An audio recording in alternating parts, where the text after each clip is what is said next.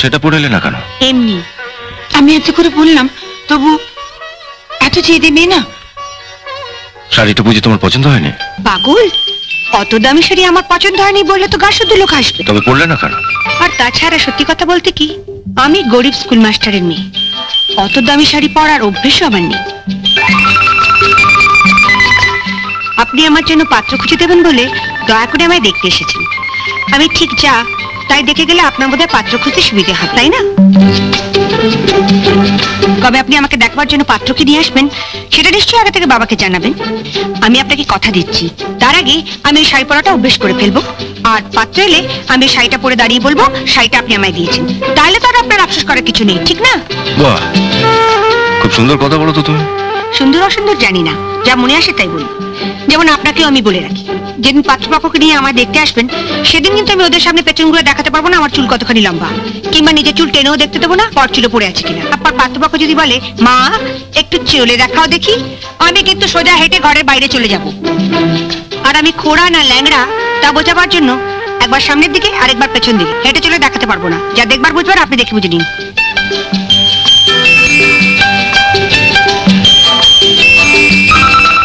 বুঝলেন তো? কিন্তু যারা তোমাকে বাড়ির বউ করে নিয়ে যাবে তারা তো নিশ্চয়ই চাইবে যে তাদের আজকালকার বাড়ির বউ মানে তো বাড়ির ছি, তার উপর যদি আমার মতন গরিব স্কুল মাস্টারের মেয়ে হয়। আমি তার বৌদিদের মতন কপাল নিয়ে আসিনি কে যে বাড়ির বউ হয়ে যাবো সে বাড়িতে আমার মতন একখানা ননদ থাকবে যার কাঁধে সংসারের সমস্ত দায়িত্ব চাপিয়ে দিয়ে আমি বৌদিদের মতন পটের বিবিসে যে গায়ে হাওয়া লাগিয়ে বেড়াবো। বৌদিদের উপর তোমার খুব রাগ দেখছি। ওসব রাগ টাগ বুঝি না, যা সত্যি তাই বলছি। সামনেই তো আছে, জিজ্ঞেস করুন না মিথ্যে বলছি কিনা। আমি আবার কাউকে ভয়টাই পাই না। তুমি ওর কথা কিছু মনে করো না বাবা, ও মুখে যাই বলুক মনে কিন্তু। শুনুন, আর যার কথাতেই ভুলুন, পাত্রী দেখতে এসে পাত্রীর মার কথাটা কিন্তু ভুলবেন না, তাহলেই ঠকবেন। মিনু, প্রত্যেক মাই কিন্তু মেয়েকে বিয়ে দেওয়ার আগে পাত্রপক্ষকেই একই ধরনের কথা বলে। ওই যে বড় বৌদি বিয়ের আগে মা বাবার সঙ্গে আমিও বড় বৌদিকে দেখতে গেছিলাম, তখন বড় বৌদির মা বললে আমার মেয়ে খুব শান্ত, সাত চড়ে নাকি মুখ থেকে রা বেরোয় না। অথচ এ বাড়িতে আসার পরে বৌদির চিৎকারে এপাড়ার যত কাকপক্ষীগুলো সব এপাড়া ছেড়ে দিয়ে ওই বামুন পাড়ার বটগাছাতে পাশা বেঁধেছে। কি হচ্ছে কি? কি হচ্ছে মানে? আমি চুপ করে থাকবো? একটা বাড়ি লোকের সামনে বলে কি না আমাকে? আচ্ছা তুমি বাকি দুটো জগন্নাথের মতো দাঁড়িয়ে আছো। চুপ করো। বলে কি না আমি চেঁচাই? না না, নিন এবার কানে হাত চাপা দিয়ে মিলিয়ে দেখুন সেদিন বড় বৌদির মা কতখানি সত্যি বলেছিল। আচ্ছা, আমি তো তোমায় দেখতে এসেছি, তোমার তো উচিত ছিল ভবিষ্যতের কথা ভেবে চুপচাপ থেকে আমার কথার উত্তরগুলো ধীরে সুস্থে দেওয়া। না বাবা, আমি যা আমি তাই।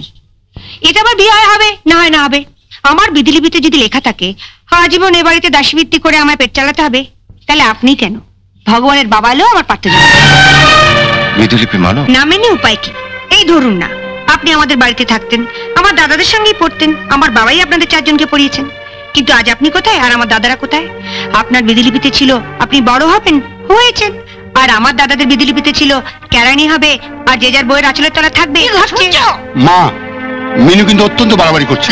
তার চেয়ে বলো না মিনু আপনি সত্য কথা বলছে। না না, বলছি তার একটা কারণ আছে। আমি যে বাড়ির বউ হয়ে যাব তাদেরও তো এ বাড়ির লোকগুলো চরিত্র জানা দরকার। কি ঠিক বলছি না? বৌমা, তোমাদের মধ্যে কেউ যদি একটু চা করে নিয়ে আসে।